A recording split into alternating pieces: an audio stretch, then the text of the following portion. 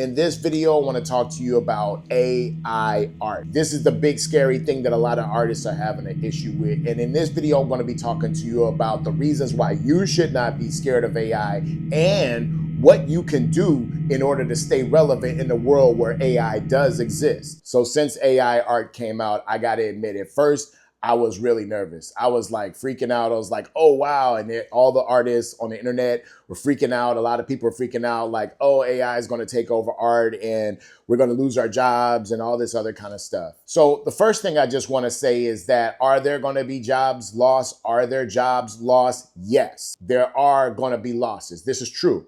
But with every revolution, with every change in society, in human history, there's always been loss, but then there's always been progress. And we have to keep our mind framed on that. We have to keep our mind always, no matter what the situation in our lives, there's always going to be loss and there's always going to be progress. So one doesn't exist without the other. One thing that I've come to the conclusion of with AI art is that it cannot replace humans completely. It just can't. I mean, AI is a robot at the end of the day. It doesn't have the physical body, but it's artificial. The whole point of artificial is that it's not organic. It doesn't have consciousness as we do. And so with that said, it's going to need our assistance. Now, is it going to push artists to be better? Yes. So what I will say is that in this era, you cannot be average anymore. If you're average, then you're going to be one of the people who are worried about, am I going to lose my job? Am I going to lose all of my opportunities? One thing AI cannot do is do what you do. AI cannot do what I do. What AI can do is a version of that. At first, I was freaked out by it, but then I went through a phase where I wanted to learn it. It was helpful. But what I've learned is that I can do the same thing that it does, so I don't necessarily need to use it. When AI first came out, obviously we all started with ChatGPT and things like that, and then we started with these AI platforms that does animation and does video. And they all started out cheesy and hokey, but it was kind of fun to do some little stuff on the internet. I've been working on a project that I thought that I was going to be able to use AI for, and I could say that AI is not at the level that I needed to be at for it to assist me on that project. So I'm continually working on that project on my own. That is what I'm trying to tell you, is that AI has not replaced humans yet. There's been a study recently that has said that a lot of these companies that got rid of employees because of AI, because they were firing people, laying people off because of AI, a lot of these companies have actually had to hire people to correct the mistakes that AI makes. So I've used platforms such as Vidu, such as, these platforms where you can make video using AI. So you type in a prompt and then it gives you a video. One thing that I've learned is that, yeah, it could do pretty good video. This is very impressive, but in order to get what you're looking for, it's going to take you a while. You have to sit there and prompt that thing. And that is a human who has to prompt it. Now, you can get the prompts from ChatGPT and other AI platforms. So have AI prompt AI. This is true. But if you have a vision in your head as an artist, and you want to communicate that vision as you see it in your head, the way filmmakers like Steven Spielberg and all these John Singleton and all these guys used to communicate their visions in the form of film, you're going to need to do a lot of prompting. That's what I can definitely say about AI, that it is not a replacement for a human being. It's just not. It's a real good tool, and it does lessen the time that it takes to work on certain tasks, but it is not a replacement for a human being, because AI doesn't have a good sense of what you're talking about a lot of times. So you have to keep reprompting and reprompting and reprompting. And then next thing you know, you don't have what you want, and you still have to end up using your brain or another human's brain to actually produce that, which is what you want. AI is not going to replace humans anytime soon. Now, are there a lot of companies that are going to lay off people and have been laying off people because they think, oh, AI is going to make me all this money? Yeah, that's going to happen. And that has been happening. But again, like the study said, is that a lot of these companies are actually hiring people back because they realize that AI is not generating the revenue that they thought it was going to help them produce. It is helping people make a lot of money. This is true. But en masse, if you look at the data, it's just not doing that. Not yet, right? Does it have the potential to do that? Perhaps. We're not there yet. So the next big question is AI better than a real artist? In some cases, it can be. If you have an artist who's mediocre or who's not that good at what they do as a commercial artist, meaning that they use their art to get paid, then yeah, AI can be better than a lot of those artists. Why? Because it can be better at light, color, shadow, shading, all this other kind of stuff, right? But in the grand scheme of things, as I look at AI art, I'm gonna be honest, I'm a bit burnt out on AI, just looking at AI art. I know AI could do some incredible stuff. I remember seeing people generate these images of Batman and Spider-Man and all these different characters and He-Man and all this other stuff. And these characters look really great because they're doing different versions of the character that we've never seen before. But then after a while, you kind of get burnt out by seeing that. So one thing that I will say is that it just hasn't replaced humans in that sense. So another thing that really bugged me and other people is the whole Skynet thing, right? The Terminator theory, like basically computers are going to take over the world. We're going to have robots and they're going to rule the humans and enslave us and hunt us down and all this other kind of stuff. Here's my theory on that. And it starts back with the metaverse.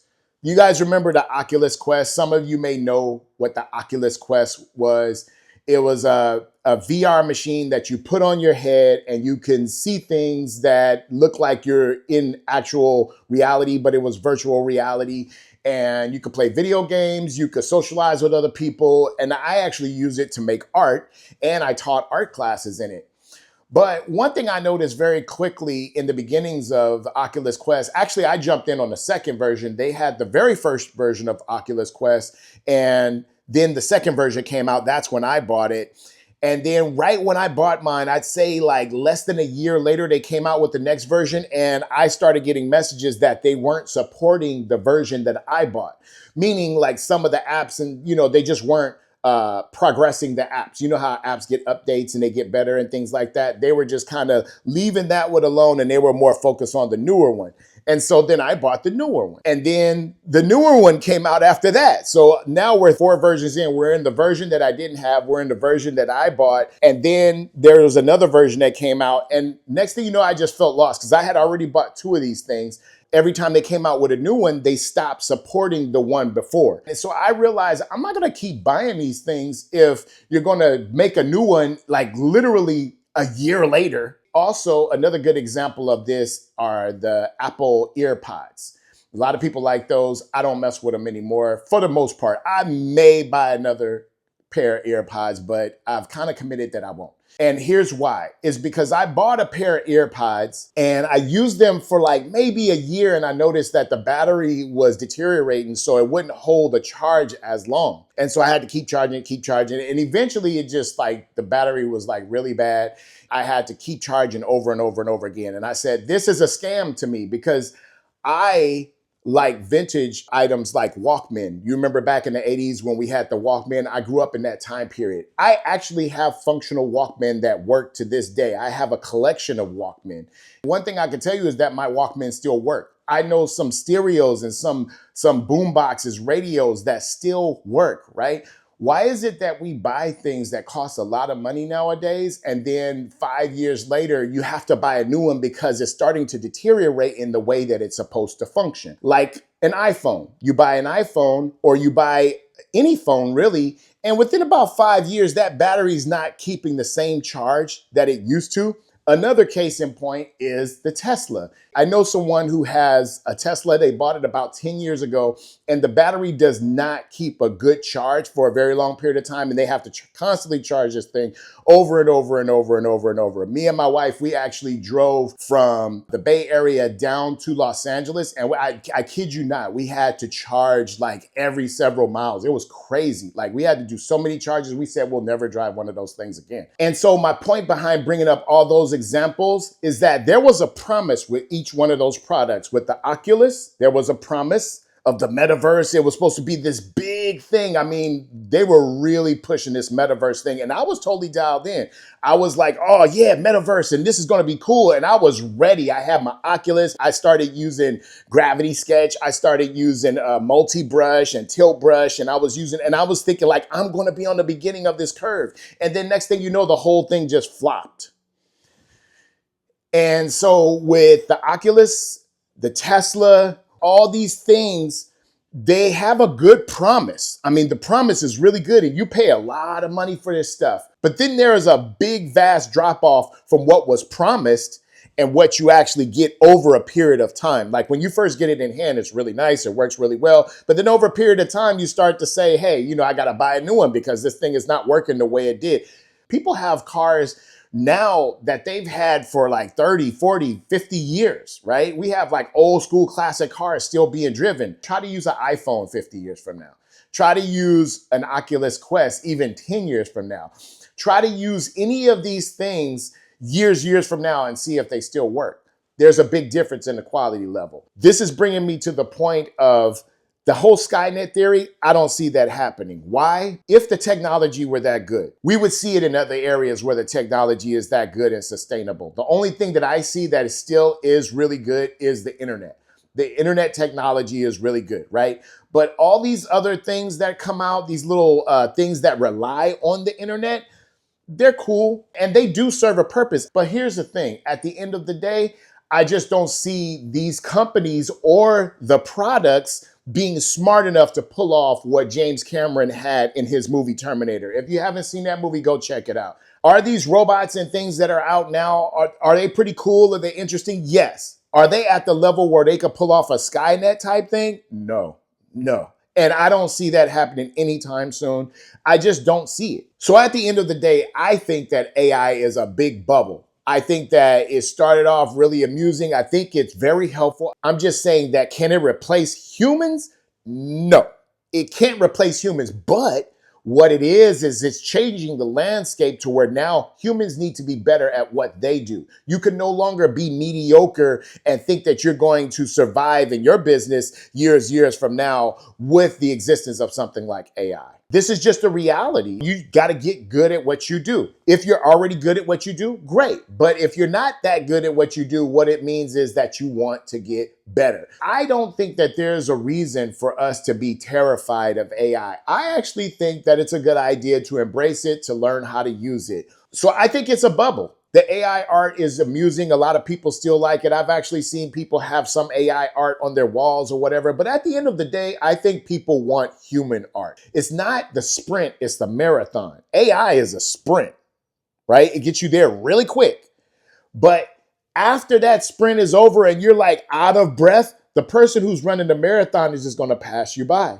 And the person who's running the marathon is the person who's still working on their art skill, who's still working on their speaking skills, or whatever kind of skill it is that people are afraid that AI is going to replace. So in closing, AI is not a replacement for humans. At the end of the day, you have to do a number of prompts in order to get exactly what you want, unless you're just going to throw anything out there. You have to do a number of versions. You have to go, and I've done this before. You go into these softwares and you type in a prompt and you might have to do 50 different versions of something just to get what you were looking for. And then when you get what you were looking for, it's not exactly how you wanted it, and you may just settle. But my point is that you need a human who knows what he's doing to actually go in there and prompt the AI until AI is able to prompt itself, which I don't think it'll ever get as good as we need it to be for it to completely replace humans. So I don't think you have anything to worry about. I think that we should all just relax as artists, enjoy doing art,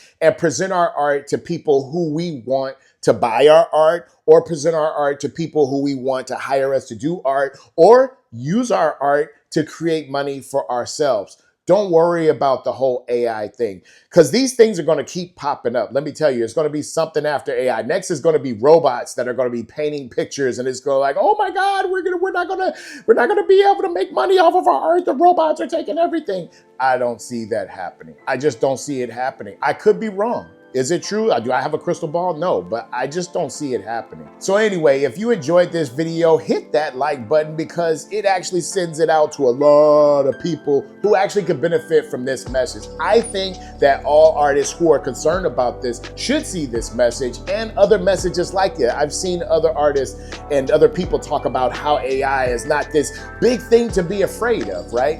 It is something that's shaking up and changing up the game, but I just don't see it as something that we need to be be fearful of. I think it's a tool that we should embrace if you want to, and we should just keep moving along with what we're doing. So hit that subscribe button. Thanks for watching, and I'll see you in the next one.